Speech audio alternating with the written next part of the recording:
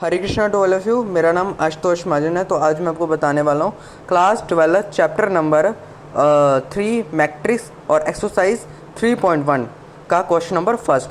तो कृपया से ध्यान से सुने। क्वेश्चन नंबर फर्स्ट क्या कहता है, इन्हें मैट्रिक्स, क्या मैट्रिक्स दी गई है, ए इज इक्वल टू 2 5 19 -7 35 -2 5/2 यानी 5/2 12 √3 1 -5 एंड 17। हमें इसमें क्या फाइंड करना है, the order of matrix, the number of elements, right the element A13 A21 33 24 and 23 को हमें फाइंड करना है। तो चलिए शुरू करते हैं। सबसे पहले हम लिखेंगे सॉल्यूशन। सॉल्यूशन क्या है, सबसे पहले हम लिखेंगे वी हैव, हमारे पास we have is equal to A is equal to, ठीक है ना, हमें मैट्रिक्स सबसे पहले लिख लेना है 2 5 19 एंड -7, ठीक है ना, 35 -2 5/2 एंड 12, ठीक है। उसके बाद √3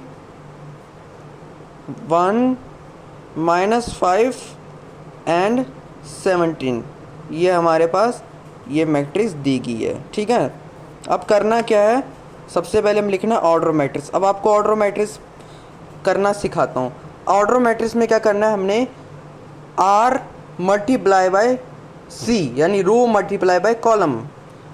अब यहाँ पर ऑर्डर मैट्रिक्स कैसे लिखे जाएगा, लिखते हैं the order of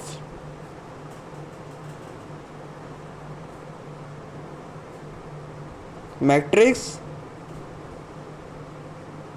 is equal to, कैसे करना है, जैसे ए, अब यहाँ पर रो दी गई है और यहाँ पर कॉलम दी गई है। रो कैसे होती है, लेफ़्ट टू राइट रो, ठीक है ना, जो चीज़ लेफ़्ट टू राइट मूव करे उसको बोलते हैं रो, और जो ऊपर से नीचे मूव करे उसको बोलते हैं कॉलम। तो हमें क्या करना है, हमें ऑर्डर मैट्रिक्स कैसे लिखना है, R मल्टीप्लाई बाय C यानी रो मल्टीप्लाई बाय कॉलम, ठीक है ना।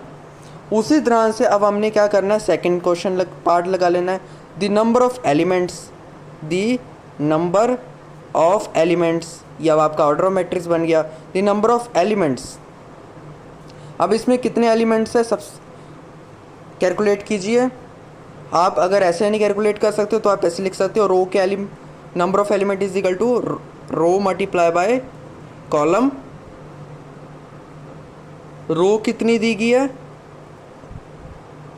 1 2 3, 3 रो, और कॉलम कितने दिए गए हैं 1 2 3 4, तो 3 4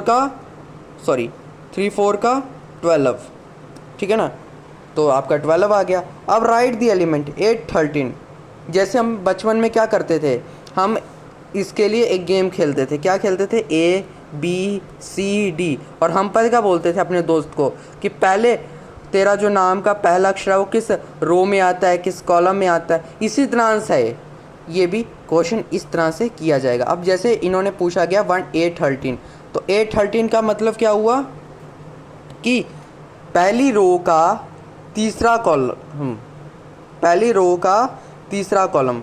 अब पहली रो का तीसरा कॉलम क्या आ गया, ये वाला 19, तो लिखेंगे 8 13 इज इक्वल टू 19, ठीक है ना।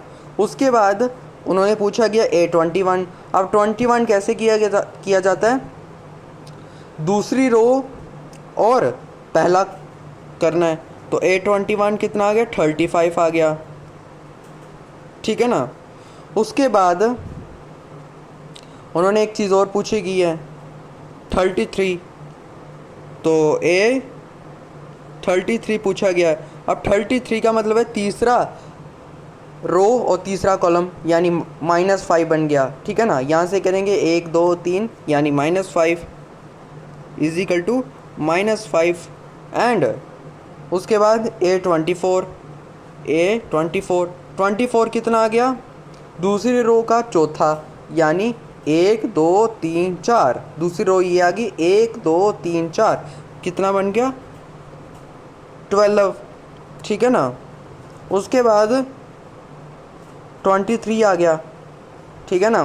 23 कितना आ गया, दूसरी रो का तीसरा यानी 5/2, a 23 is equal to 5/2 and this your final answer. इस तरह से आपको कोई भी चीज़ निकालनी, अगर वो पूछ ले दूसरी रो का दूसरा करना है तो दूसरी रो का दूसरा कितना आएगा -2, पहली रो का चौथा यानी 8 A1 14, तो पहली रो यानी ये वाली रो और इसका चौथा यानी -7।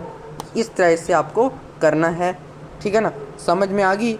चलो ठीक है, तो आशा करता हूँ आपको समझ आ चुकी होगी। तो धन्यवाद, टेक केयर, हरे कृष्णा। अपने और अपने परिवार का ध्यान रखें। हरे कृष्णा।